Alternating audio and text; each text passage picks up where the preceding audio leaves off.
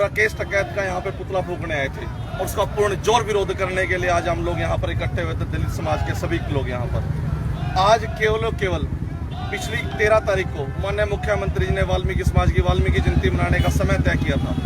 हमारी सरकार, इस सरकार ने तय किया था कि हर वर्ष जो शेड्यूल कास्ट के जो हमारे पूजनीय हैं, जो हमारे भगवान है या हमारे देवी देवता हैं या अम्बेडकर जी की या रविदास जी की जो जयंती है वो सरकार मनाने का काम करेगी।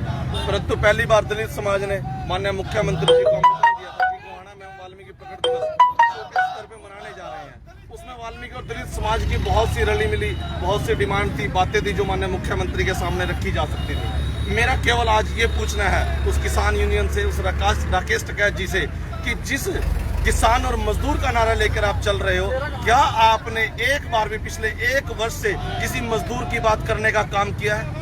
क्या इस मजदूर की बात को या भावना को समझने के साथ साथ आपने किसान यूनियन की बात रखी? हमें किसी प्रकार की आपत्ति नहीं है, आप इसको रखिए। आप माननीय प्रधानमंत्री जी का विरोध कीजिए, हमें किसी प्रकार की आपत्ति नहीं है। आप माननीय मनोहर लाल जी का विरोध कीजिए, हमें किसी प्रकार की आपत्ति नहीं है। परंतु मैं केवल आज एक चीज पूछना चाहता हूं उस किसान यूनियन के ठेकेदारों से, जो चंद लोग इस देश को और इस समाज को आज दबा कुचला समझना चाह रहे हैं। उन लोगों ने पिछली इस 13 तारीख को माननीय मुख्यमंत्री जी इस समाज को पता नहीं क्या भेंट दे के जाते, उन्होंने विरोध किया तो क्यों किया? जब इस दलित समाज की, इस मजदूर समाज को कुछ वो लोग दे नहीं सकते, उनकी आवाज नहीं उठा सकते। पिछले 1 वर्षों में आप किसी भी स्टेज पर या किसी भी अखबार में या किसी भी मीडिया के माध्यम से मुझे एक बाइट, एक शब्द कह दीजिए कि हम मजदूर की लड़ाई लड़ रहे हैं। अगर मजदूर की लड़ाई लड़ रहे हैं तो कभी उन्होंने मजदूर की दिहाड़ी की चर्चा क्यों नहीं की?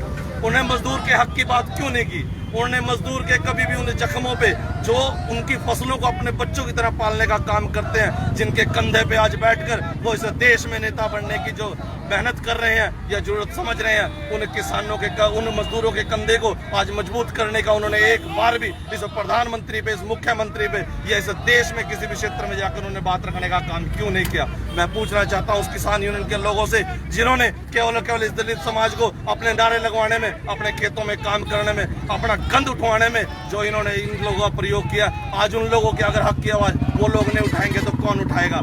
मैं केवल उन लोगों से पूछना चाहता हूं, अगर आप लोग कुछ दे नहीं सकते तो इस दलित समाज को वो मुख्यमंत्री कुछ दे के जाता, उनका विरोध क्यों किया गया? मैं केवल आज ये पूछना चाहता हूं, और मैं ही नहीं, इस पूरे हरियाणा का दलित समाज ये पूछना चाहता है। आज केवल चेतावनी के तौर पर हमने शांतिपूर्ण तरीके से राकेश टिकैत समाज को किसी प्रकार से कमजोर समझने की आवश्यकता नहीं है, उनको दबाने की आवश्यकता नहीं है, वो किसी से दबने वाले भी नहीं है। और आने वाले समय में अगर इन लोगों की इसी प्रकार की जिस सोच से ये लोग काम कर रहे हैं, इसी प्रकार की सोच रही, तो ये पूरा विरोध पूरे भारत में रहेगा। राकेश टिकैत के गांव में भी जाके करेंगे और यहाँ के किसान यूनियन के नेताओं के घरों में जाकर हम लोग ये विरोध करने का काम करेंगे।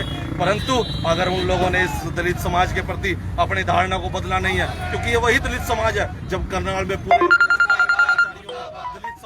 इन लोगों का समर्थन किया, इनके साथ कंधे से कंधा मिलाकर हर जगह नारा लगाने का काम करते हैं। जहां बाजार बंद करने के लिए कहते हैं बाजार भी बंद करने का काम करते हैं। परंतु कभी भी किसी भी किसान यूनियन के नेता ने, मैं चैलेंज करता हूं कि एक बार भी इस मजदूर परिवार की, इस मजदूर समाज की कभी भी चिंता करने का या किसी भी स्टेज पर उन्होंने बात रखने का काम किया। जो मजदूर इन लोगों की फसल पकने से लेके, इन लोगों के बच्चों के बड़ा होने से लेके उस फसल की सेवा करता है, इनके परिवारों की पूरी उम्र सेवा करता है, उस मजदूर की इन्होंने एक बार भी बात रखने का काम किया है। तो मैं इस चीज को चैलेंज